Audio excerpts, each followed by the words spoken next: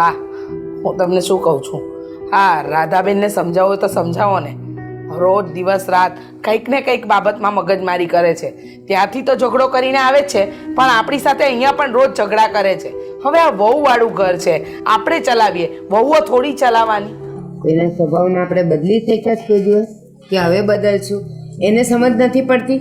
એ કઈ દૂધ પીતી છોકરી નથી.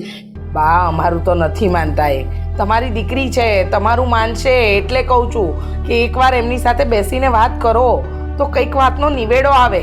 એ જિદ્દી છે અને છતાંય તું કહે છે ને તો હું એને સમજાવી જોઈશ. બાકી મને ખબર છે કે કોઈનું માને એવી નથી. બધી વાત. દામિની બેટા, કોલેજ જઈને આવી? શું થયું?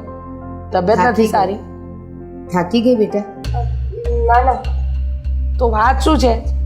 રોજ કૂદતી અને હસતી આવે, આજે આમ ઉદાસ શું કામ આવે છે? ને છેલ્લા ઘણા સમયથી જોઉં છું. હા બા, આ હાવી જ આવે છે. મને લાગે છે કે તું ભૂખી રહી છે ને એટલે. કોલેજથી આવે ને તોય સરખું ખાતી નથી. ના બા, એ સરખું જ જમે છે. હા, ભૂખ નહીં, પણ તમારી દીકરીનું પરિણામ છે. આ તમારી દીકરી આવી છે ને એ દિવસથી બધાના ચહેરા હવા લટકેલા જ થઈ ગયા છે, ઉતરી ગયા છે અમારા ચહેરા. હા, તમારા ચહેરા ઉતરી ગયા પણ જોતા નથી. એ બિચારી ત્યાંથી હેરાન થતી અહીંયા આવી છે તો પછી અહીંયા એવી જ રહીને ઉલટાનું આપણે બધાએ મળીને એને ખુશ રાખવાની હોય. એને બદલે તમે બધા બોલો તો પછી મારી દીકરી ક્યાં જાય? બા, અમને રાધાબેન નડતા નથી, પણ રાધાબેન એવું વર્તન કરે છે ને કે આપણને નડતર રૂપ થાય. અરે બસ કરો, લો કકડાટ કરો છો ઘરમાં તમે લોકો. દામિની, તું કહીશ બેટા શું થયું એ તું કહીશ? એકચ્યુઅલી મમ્મી, હું કોલેજથી આવું જાઉં ને તો હમણાં કેટલાક દિવસથી એક અશોકધામનો ગુંડો છે, મને હેરાન કરે છે, મારો રસ્તો રોકી રાખે છે. હા બેટા, એવા ગુંડા અને ટપોરીઓ તો દરેક કોલેજમાં હોય.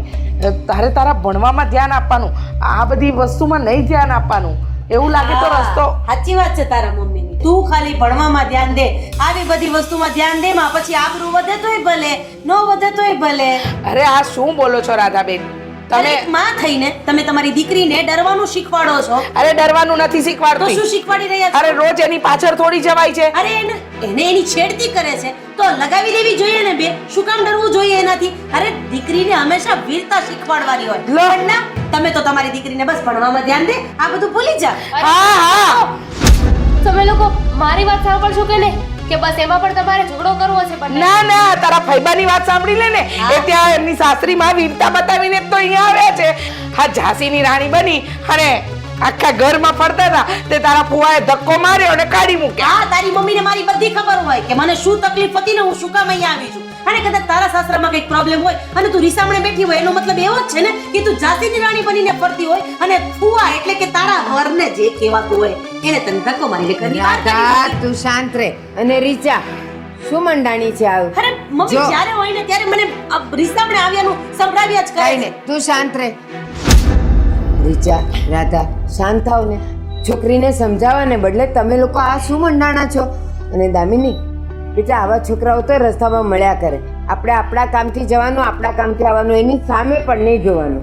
અરે એ કહે છે ને કે પેલો ગુંડો સામેથી નામ લે છે, છતો રસ્તો બદલી ન ખાય. પણ તમારી દીકરી તો એમ કે છે એ રસ્તે જવાય અને તલવાર લઈને એનો સામનો કરાય. અરે એક મિનિટ, તમને ખબર છે હું તો મારી રીતે આવું છું ને જાઉં છું, પણ એને ખબર છે કે હું ક્યાં રહું છું, શું કરું છું.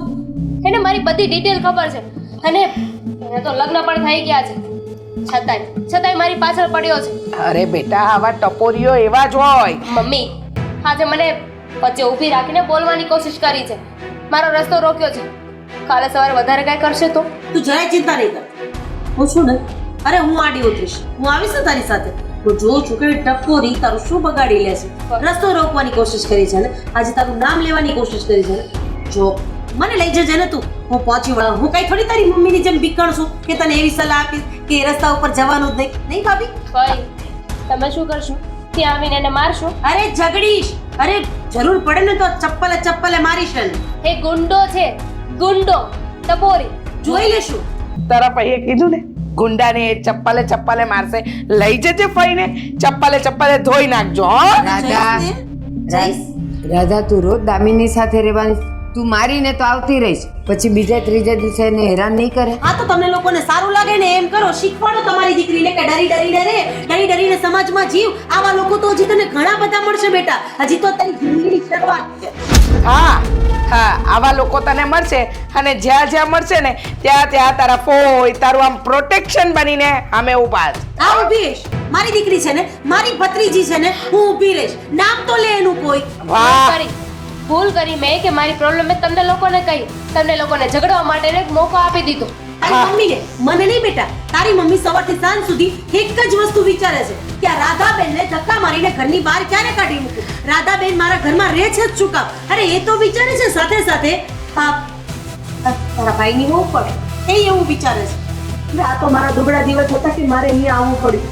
અરે મારા સસરાના ઘરે દુઃખ હતું એટલે મારે આવવું પડ્યું. હા. અહીંયા રાજી ખુશીથી આવી છું. તારા- તમે તો એને કઈ કહેતા જ નથી. ના તારા ભાઈને તો બહુ દુઃખ છે બિચારાને. ત્યાં આગળ તો એમને ખાવાનું પીવાનું નથી મળતું ને તારા ભાઈ બિચારા મૂંગા મોડે બધું સહન કરે છે. તારી માં બોલે ને તારા ભાઈ સહન કરે, પણ એવું ક્યારેય નહીં બને. એક કામ કરજો, ઝાંસીની રાણી બનીને સાસરીમાં તો ફરતા હતા જ, હવે છે ને મારી દીકરી સાથે ફરજો. હા રીચા, બળતામાં ઘી નહીં હો. તો એ બિચારી તકલીફ બેઠીને અહીંયા આવી છે. અને પાછું તું બધી કહું છું. આપણે ઝઘડો કરી. તું કાલે કેટલા વાગે જવાની છે? હું જો મોડી જાગું છું, પણ તું કહેતી હોય તો હું વહેલી જાગી છું. મેં મારી ત્યારે પોલીસ ધમકી આપી દીધી છે. હવે કદાચ મારો રસ્તો નહીં રોકે, અને જો રોકે ને, વાત આગળ વધશે ને તો હું તમને લોકોને જાણ કરીશ. કોઈને નહીં કહેતી, ખાલી મને એકને જ કહેજે. કારણ કે આ કોઈ તારી સાથે નહીં આવે, ખાલી બેઠા બેઠા વાતો જ કરશે રસ્તા બદલવાની.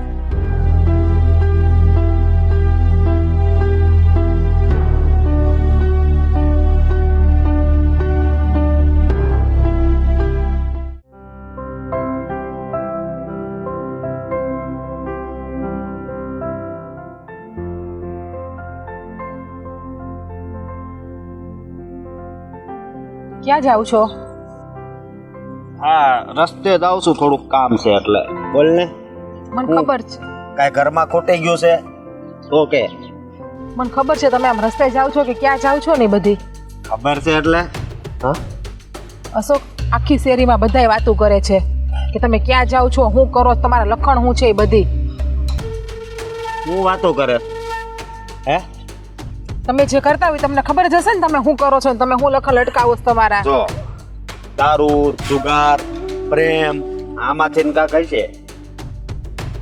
હું વાતો થાય છે? આમ પ્રેમની થાય છે, જુગારની થાય છે, દારૂની થાય છે. ભગવાને તમને ઘરે ઘરવાળી આપી છે? હા, આપી છે આવી રૂડી રૂપાળી, પણ હવે છે ને એનાથી કંટાળી ગયો છું. કંટાળી ગયા એટલે એમ કે તારી હારે મગજ મારી કરીને છે ને મારો મગજ છે ને હાવ વયો ગયો છે. એટલે આ હવે કાંઈક સારો મગજ થાય ને એટલે ક્યાંક પ્રેમ ગોતવા જાઉં છું, સમજે તું? એટલે તમને એમ બાર છેડતી કડે તમને પ્રેમ મળશે? મળે જ ને, હું તારું નહીં મળે. તને ખબર છે ને આ એરિયામાં આપણું કેવું નામ છે? એરિયામાં નામ નથી તમારી, ખરાબ વાતો થાય છે એરિયામાં તમારી. હવે બસ કરને ખરાબ એરિયા વાળી. સુધરી જાઓ અને તમારા બધા નાટક છે એ બધા બંધ કરો. હો, આ સલાહ તું મને આપશો કે સુધરી જાવ? હે, જો હું આજે નહીં સુધરું, કાલે નહીં સુધરું. તારે રહેવું હોય તો રે, નકે તને છૂટશે. વયું જવાની વાત તમે ક્યાં કરો છો? સુધરી જાઓ, બાકી આનું પરિણામ છેલ્લે બહુ ખરાબ જ આવશે. હજુ તમે નહીં સુધરો ને તો હું આ ઘર મૂકીને જતી રહીશ હવે. તે પણ કોણ ના પાડે છે? હે, કોણ ના પાડે? અને આ ઘડિયાળ પહેરી હોય એ લઈ દીધી, આવડું મોટું મંગળસૂત્ર લઈ દીધું. તારે જે ઘટે એ ઘરમાં નાખી દઉં છું, અને છતાંય તારે જવું હોય તો છૂટ છે તારે. તમે મંગળસૂત્રની વાત કરો, તમે કઈ મેં નવાઈ નથી કરી. હરેક પતિનો ફરજ હોય છે કે પોતાની પત્નીના મંગળસૂત્ર પહેરાવવાની, અને તમે જ્યાં મંગળસૂત્ર પહેરાવ્યું છું ને એની જવાબદારી પૂરી તરફથી નિભાવું છું મારી રીતે. ભાઈ શેરીમાં આવડું મોટું કોઈ નથી પહેરતું, બધા આવડા જ પહેરે. આ મોટું ડબલ લટકાડી દીધું છે તે. તો હું જો મારી વાત સાંભળ, હું જે કરતો હોય ને એમાં વચ્ચે નહીં પડવાનું. મને એ વસ્તુ મંજૂર નથી. અરે નો મંજૂર હોય તો રસ્તા ખુલ્લા જ છે, વહી જવાનું. અશોક, હું તમને થોડાક દિવસનો ટાઈમ આપું છું. તમારે સુધરવું હોય તો સુધરજો, બાકી હું મારા પપ્પાને ત્યાં વહી જઈશ. જો પ્રેમથી કહું, તમ તારે જતી રહેજે. આમાંય તે જો આ લીટી રહી ને એ આમ થોડીક વાકી છે, લગ્નની હોય ને ઈ. એટલે ત્યાંથી આપણે બેન છૂટા પડવાનું જ છે. હું વિચારતો જ તો, પણ આ ઉપર તેને જ લખેલું હોય છે, સમજે તું? અને ત્યાંથી તો ઓલી દાબેની આ વારામાં દોડાઈ જાય છે. તમારે ભેજામારી કરવી અત્યારે હાવ ખોટી છે. હું જાઉં ઘરે ને તમે ઘરે આવજો. હા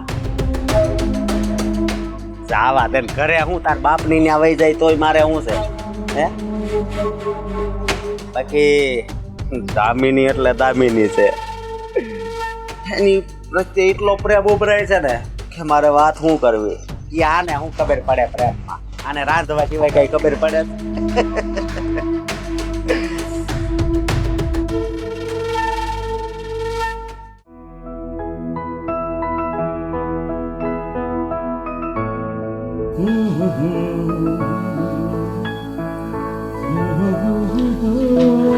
આદિ, આ મમ્મી અને ફઈ ક્યારના ઝઘડો કરે છે. ફટાફટ નીચે આવો. આદિ, આદિ, આદિ! અરે શું છે પણ ડરાવી દીધો મને. કેવું મસ્ત સોંગ સાંભળતો હતો.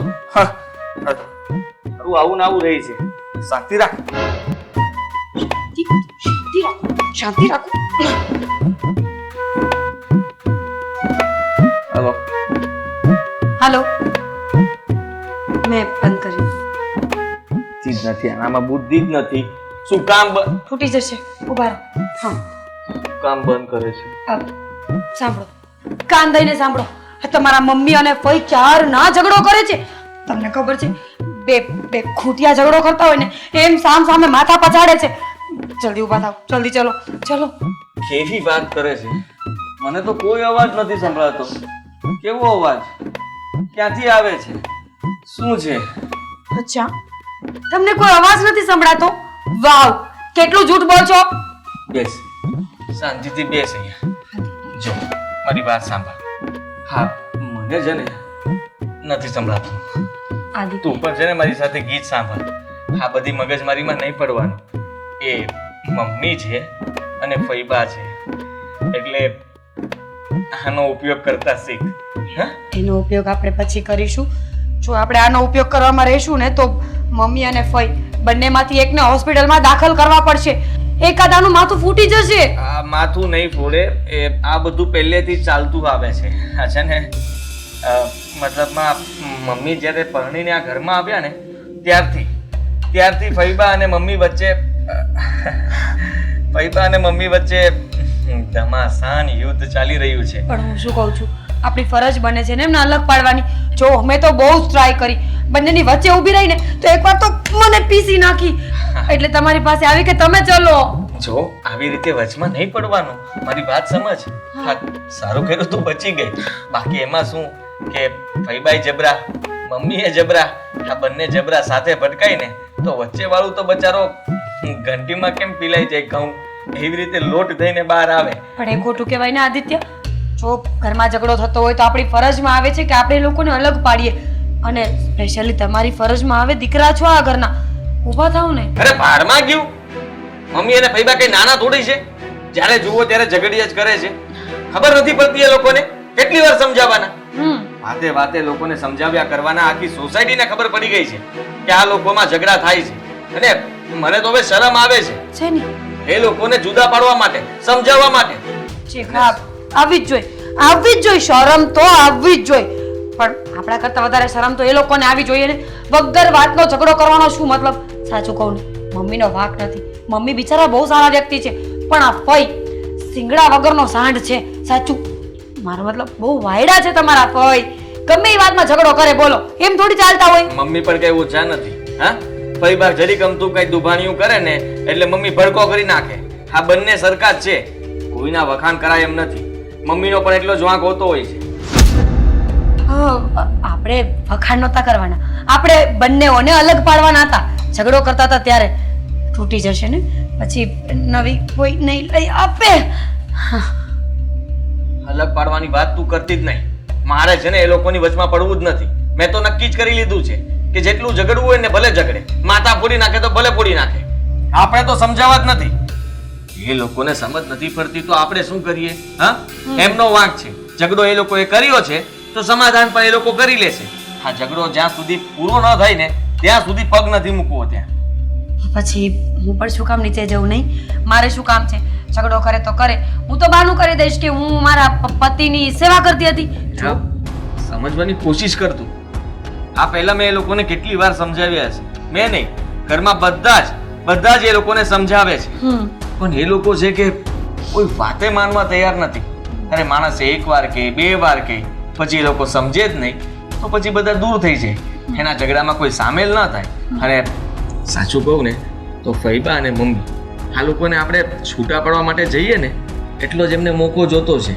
કારણ કે એને ખબર છે આ 5 જણા ભેગા થશે ને તો ઝઘડો ઓર વધશે. આ કોઈ છૂટા પાડવાવાળું નહીં હોય ને તો ચૂપચાપ સમજી જશે ને જુદા પણ પડી જશે. હા, ખૂટ્યાઓની જેમ પહેલા ઘમાસાન યુદ્ધ કરે અને પછી ખબર પડે ને કોઈ અલગ પાડવા નથી આવવાનું એટલે આપોઆપ છૂટા પડી જાય. મ્યુઝિક લગાવો, હું પણ સાંભળીશ. જરાય તને વિચાર નથી આવતો? મારે જવું જોઈએ. અને એ લોકો વચ્ચે એટલો ઝઘડો થાય છે, થોડી વાર બહાર ઊભો રહીશ. જેવું એમ લાગે કે હવે યુદ્ધ પતી ગયું છે ત્યારે હું રોકવાની કોશિશ કરીશ. હા, હું જાઉં છું. એ ભાઈ બા